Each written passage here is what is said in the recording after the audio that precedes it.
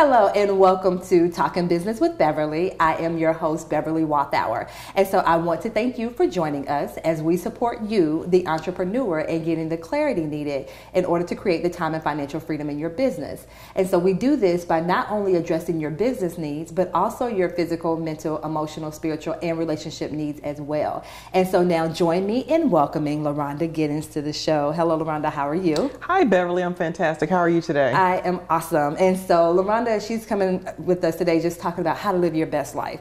And so I love that phrase. And so Loronda, before we actually dive deep into the interview, I love to play this game with my guests where I ask them 3 random questions. Okay. So Loronda, are you game to play the game? I'm game to play the game, Beverly. Okay, so Loronda, what is your favorite food? My favorite food? Oh, wow. I've traveled so much extensively across the world. And it's hard to really choose just one, but I'll just use, as an example, I just had some Ethiopian food a couple of weeks ago, so I'll say Ethiopian is my favorite right now. There we go. So if I ask her next week, it'll be something different. Okay, but that's cool. And so if you could be any animal, what would you be and why? I would be a bird. Just to be able to have the freedom to fly around and soar as high as I can soar. I would be a bird. I love it. I love it. And so when you were a kid, what did you want to be when you grew up? Oddly enough, I wanted to be a pharmacist. I'm horrible at math, so I don't even know why. You know why? Because my uncle's a pharmacist, so that's why I wanted to be a pharmacist. Okay, yeah. Okay, but you never dabbled in the... Never. Okay, no. Well, hey, but not, at least we get to have you in this capacity, so now... So now, Loronda, just tell us just a little bit about yourself. Well, a little bit about me is I'm originally from Florida, and I've been in Atlanta for the last 20 years. I'm actually celebrating my 20th year in Atlanta. I worked in the corporate sector for about 13 years and have been working in state government for the last 15 years. And I love what I do, and I love Atlanta. Yes. And so what kind of business do you have? I own a training and speaking services business where I provide training and speaking services to an array of organizations, corporations, schools, and different places who need my services. I love it. And so I like what you just said, because I know sometimes when we go into entrepreneurship, we only think about, okay, how can I serve an individual? Mm-hmm. But you were looking, okay, you've aligned yourself with businesses and other organizations as well. Yes. And so that's something too, as an entrepreneur, kind of broaden your perspective on things of, okay, yes, I may be able to serve an individual, but there are also options out there for me to align myself with those businesses and organizations. So I love it. And so what made you get started in the training field? Well, I've been doing training practically for the last 30 years. I started out in corporate as a trainer. I was training Fortune 500 companies on credit card processing and financial services, and it just kind of has been the thing that I've been doing all of my life, and that's kind of how I got started. Like, hey, do what I've already been doing. Absolutely. And I think, once again, going back to being an entrepreneur, and when you're trying to figure out, okay, I want to work for myself, but I don't know how to kind of do that. So how do I kind of decide if I want to be an entrepreneur, but I'm not 100% sure of which direction to go? I think for me, it was really just making a decision of wanting to branch out and do something different. Mm-hmm. I enjoy what I do in my 9-to-5, but I also have other skills and talents that, that I'm able to give to the world. So it was just a matter of me sitting down one day and making a list of all the things that I do well, and making a list of all the previous jobs that I've held, and kind of connecting the dots of those two things, and coming up with something that I could do. And I love to speak, I love to train, I love to teach people. So it just made sense. It was just one of those natural progressions into the next step, in my life. That makes sense. And so once again, looking at my skill set already and just saying, okay, hey, because I don't always have to reinvent the wheel. Absolutely. Yeah. And so what's the mission of your business? Well, the mission of my business, honestly, is to change people's lives forever. A lot of times we are able to bless people and do things for people in the moment. In that moment, you may be standing in line at the grocery store, and, you may see a mother that's, sitting with 2 children, and you may at that moment swipe your credit card or swipe your debit card to help that person out. That may help them just for the moment, but my goal for my business is to change people's lives forever. Teach them things that will change their lives forever. Teach them new habits that will change their lives forever. So that's the mission of my business. I love it. And so the first thing that popped in my mind was, give a man a fish, he'll eat for a day. Teach him how to fish, Absolutely. He'll eat for a lifetime. So that popped in my head when you said that. And so, when it comes to actually supporting your clientele, how do you actually support your clientele in reaching their goals? Well, I support them, number one, by being available and being accessible to to them. A lot of times people, they have these businesses and, they're the business owner, they're over here, but then the client is here and they need sometimes that personal touch. They need someone to be able to reach out to whenever they have a question or have a concern about something. But just being accessible and being available to them is one of the things that I pride myself on. That's awesome. And so for an individual, because, we're entrepreneurs and, I'm so huge on, having different parts of your business. So those people that want to go into being a speaker, like what are some tips that you can kind of give us to kind of kick the door down to becoming a speaker? Well, for me, I was actually, like I said, I come from a training background and then stepped into the speaking arena when I became a certified instructor a couple of years ago through my business, through my 9-to-5 business. I became a certified trainer. So I was doing a lot of training and speaking, and then I had opportunities to actually go and speak in my director's place. If she wasn't able to speak at a particular event, she would send me in her place to either do the training or do the speaking. So that's just kind of how it came about, and then one thing just led to another, and just more opportunities. The more people see you speak, and the more they see that you're competent as a speaker, people will start to request you to come and speak. And that's one of the things that she told me. She says, the more that you speak, the more people will come and ask you to speak at events. So that makes sense. So if I want to do more speaking, first of all, just get past the fear. Absolutely. And then just get on out there and start speaking at different events and different things. Yes. That makes so much sense. That makes sense, because sometimes I think we kind of make it hard, and it doesn't have to be hard. And so, just looking for those opportunities where I can get up, whether or not it's in front of 2 people or 200 people or 2,000 people. Exactly. Just using those opportunities to kind of hone my skill. Exactly. And sometimes you have to do it for free. A lot of times people say, oh, I'm not going to do it for free. I'm not going to speak for free. But you don't know who's in the audience. You don't know who is sitting in the audience that may be able to give you an opportunity to speak where you can get paid to speak. So you just never know. I love that. And we're going to have a good conversation about that right after these messages.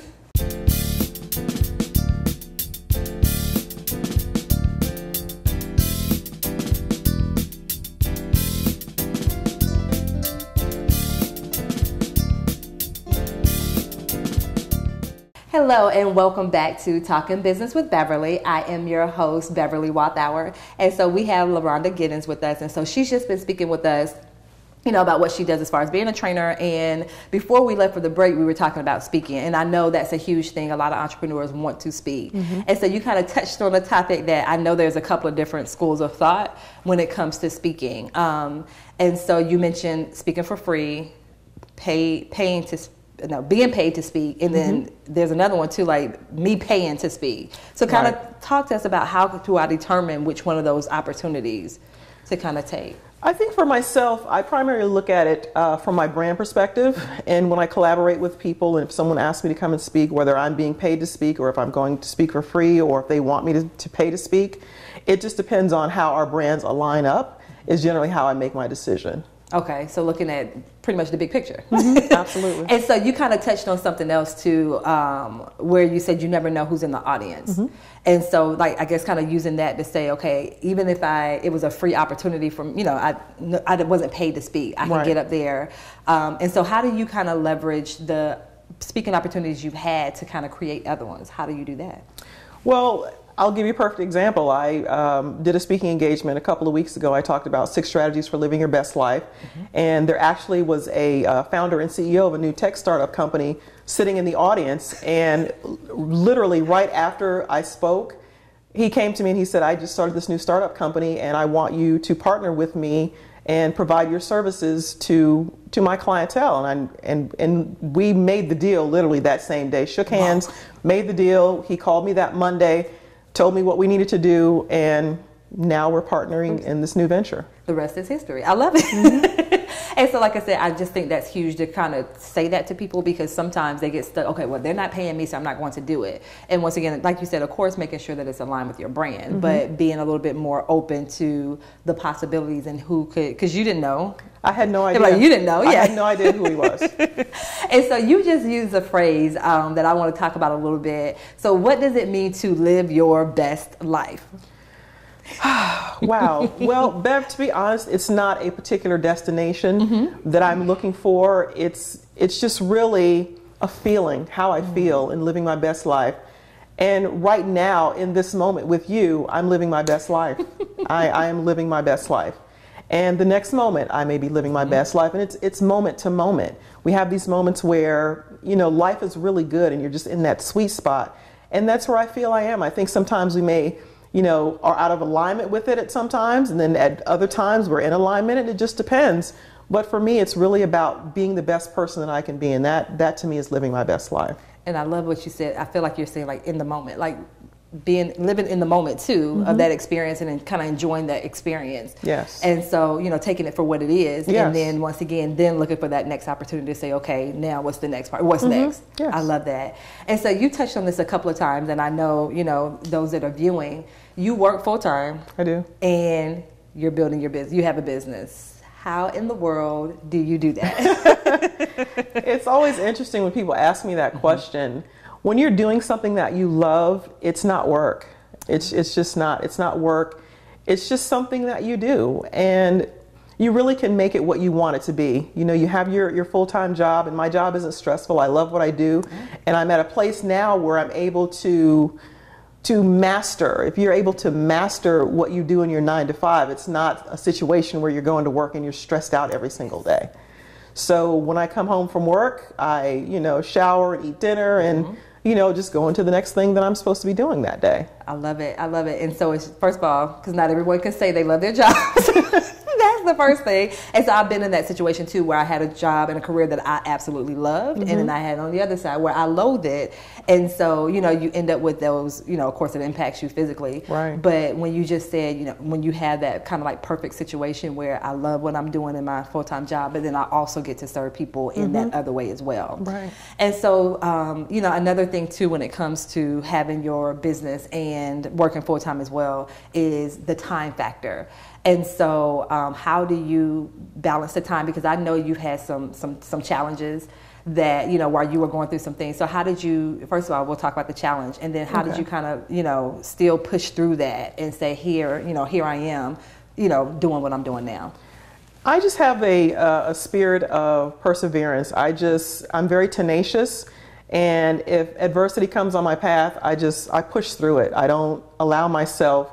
Of course, you feel the moment. You have to feel the moment. You can't just pretend whatever's happening in your life isn't happening, but you see it for what it is and you keep moving. I don't allow things to stop me.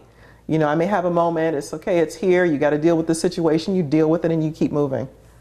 Yes. And so, for that person, like I said, they may have come up on an obstacle. And I know you said keep pushing. What could that look like? What does keep pushing? Does it mean ignore the feeling? How does it look? Oh, absolutely not. You have to feel the feeling, because if you ignore the feeling will go away, but it's going to come back.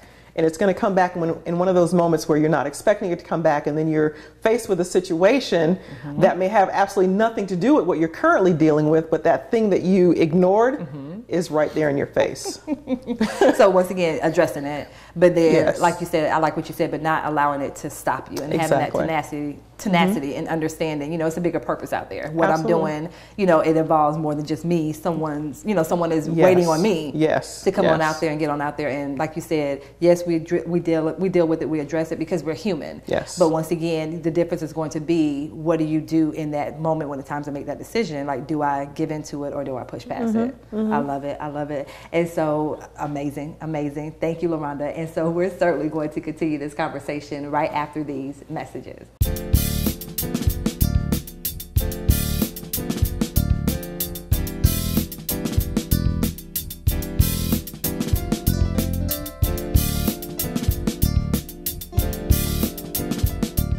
Hello and welcome back to Talking Business with Beverly. I am your host, Beverly Wathour, and we have Loronda Giddens with us. And so she's just been speaking with us pretty much about how to live your best life. And so Loronda, before the break, you were just talking about, pushing past adversity, pushing past obstacles, and kind of, living out this life the way that you feel like you were designed and created to do. So what advice do you have for those people that are like, okay, Loronda, I feel like I need something different in my life, but they're not 100% sure about, how to kind of make that pivot or make that transition? Well, what I talked about previously about how I was able to kind of step into where I am now is to sit down and take a look at your life. Write things down, jot some things down, look at your skill set, look at your gifts and your talents, things that you've done before, because I believe, Beverly, that everything that you've ever done is connected to everything that you'll ever do in your life.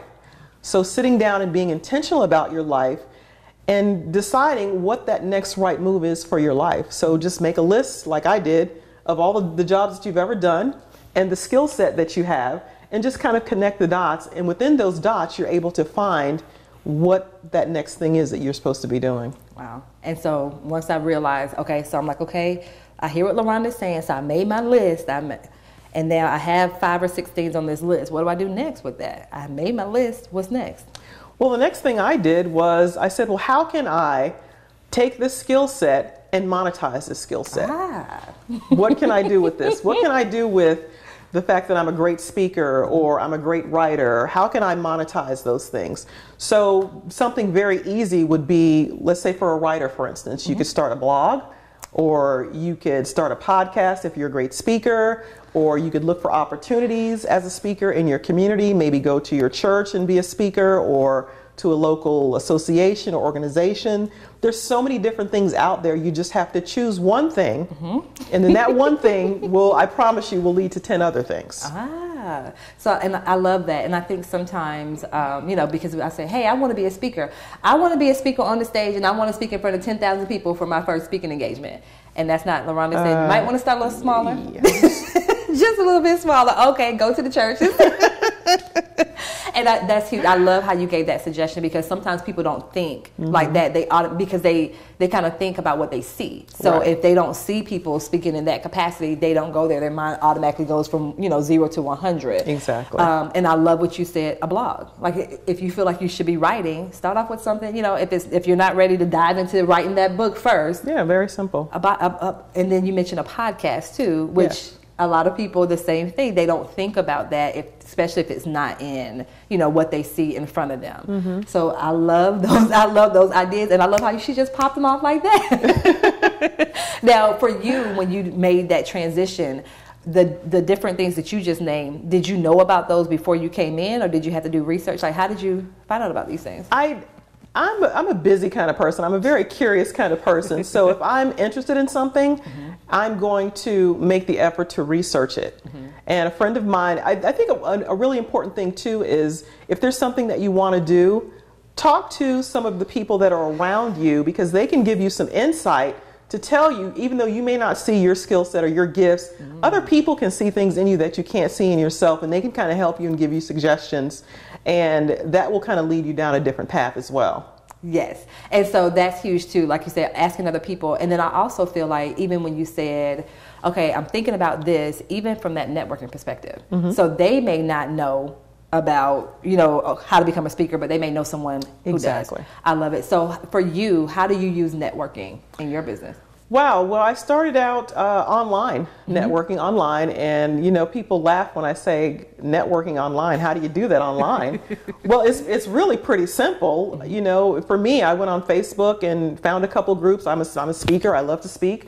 So naturally, I went to groups where people speak and they write and they teach, and found an amazing group of people, and that's kind of how it started for me. And based on that, I was able to connect with people in the group and collaborate and build partnerships and build relationships and nurture those relationships, which gives other opportunities to do other things. Oh, that makes sense. So I can't even use the excuse, but I don't know anyone that does XYZ. That's not. There's no excuse. There said no excuse. No, there's no excuse. So if I don't know, then we have access to the internet at this point. Absolutely. And so, speaking of being on the internet and being online, sometimes I can say, I guess we're jaded sometimes, because we may have had an experience that was not positive. So how did you kind of decipher what was right for you versus some of the other? Because there's a lot of noise online. So how did you kind of figure out what was right for you at that moment? Well, yeah, Bev, there is a lot of noise out there, but I'm a very intentional person. So if I'm seeking negativity, then that's exactly what's going to show up on my timeline. If I'm seeking positivity, then that's what shows up on my timeline. I get to decide what shows up on my timeline, not anyone else. So I seek, the positive things and positive stories and positive messages, and that's exactly what I get on my timeline. Thank you for saying that. Because that is huge, that energy, like you said, that vibe that you give off, you'll certainly, whatever you give off, that's what you're going to, Exactly. That is definitely what you're going to attract. And so for you, how do you feel like the services that you offer, how is it different from someone that may offer something that's similar? Well, because our skill sets are different. Our talents and our gifts are different. That's what sets us apart. I guess a lot of times we look at people and we want to mimic what other people are doing. I don't want to mimic what anyone else is doing. I have my own gifts and my own skill set. So I use my God-given talents to provide the services that I offer. What I offer, no one else can offer to anyone else. And the same thing with the other person. That person can't offer what I offer, and I can't offer what they offer. So I stay in my lane, offer what I offer, and allow people to choose, the right person for them and the right services for them. Wow, that makes so much sense. And then that eliminates the whole, it's saturated, everybody's doing it, but hey, it's only one of you. So I love that. And so Loronda, this has been an amazing conversation. And so what's your website and email address so that our viewers can find out more information about you?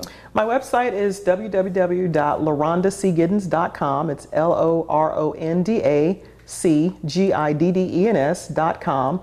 And my email address is inspiredtopeel@gmail.com. As you say, peel or heal? Peel. So inspired, INSPIRED, the number 2, peel, PEEL @gmail.com. I love it. I love it. And once again, thank you so much for joining us, Loronda. Thank you for having me, Beverly. And I want to thank the viewers as well for watching. And remember, as entrepreneurs, we want to definitely ensure that we're taking care of more than just our business needs, but also our physical, mental, emotional, spiritual, and financial needs as well. So that way we can definitely make sure that we have the prosperity and time freedom that we desire. And so until next time, take care.